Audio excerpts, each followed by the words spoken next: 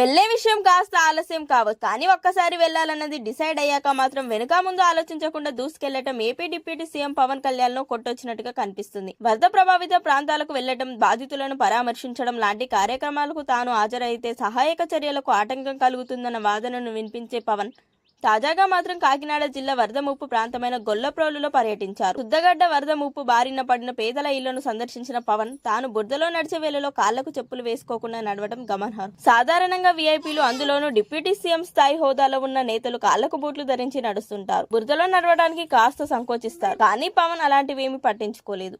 కాళ్లకు ఎలాంటివి వేసుకోకుండా బురదలో నడుచుకుంటూ ముందుకు వెళ్లిపోయారు. కాలనీలోకి బోటులో వెళ్లే వేళలో సెక్యూరిటీ సిబ్బంది చెప్పగా లైఫ్ జాకెట్ ధరించిన పవన్ అక్కడి నుంచి వరద నీటిలోని బురదామయంగా మారిన రహదారుల్లోనూ తిరిగి బాధితుల్ని పరామర్శించారు.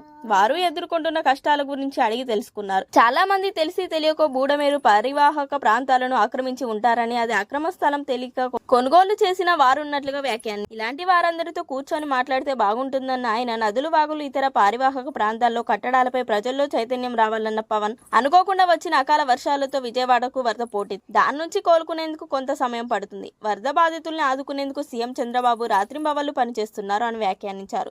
గత ప్రభుత్వం కొనుగోలు చేసిన పేదలకు పట్టాలిచ్చిన భూములపై ఆయన కీలక ఆరోపణలు చేశారు.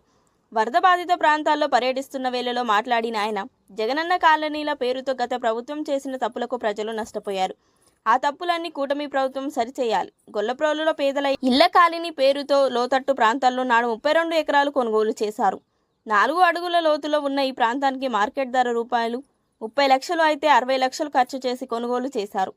ముప్పు ప్రాంతాల్లో గత ప్రభుత్వం స్థలాలు ఇవ్వటం వల్ల పేదలు ఇబ్బంది పడుతున్నారు అని పేర్కొన్నారు. మొత్తంగా తన తాజా పర్యటనతో వరద ప్రాంతాల్లోని ప్రజలు ఎదుర్కొంటున్న సమస్యలన్నీ తెలుసుకోవడంతో పాటు తాను పరిష్కారం చూపుతానన్న భరోసా ఇస్తున్నారు.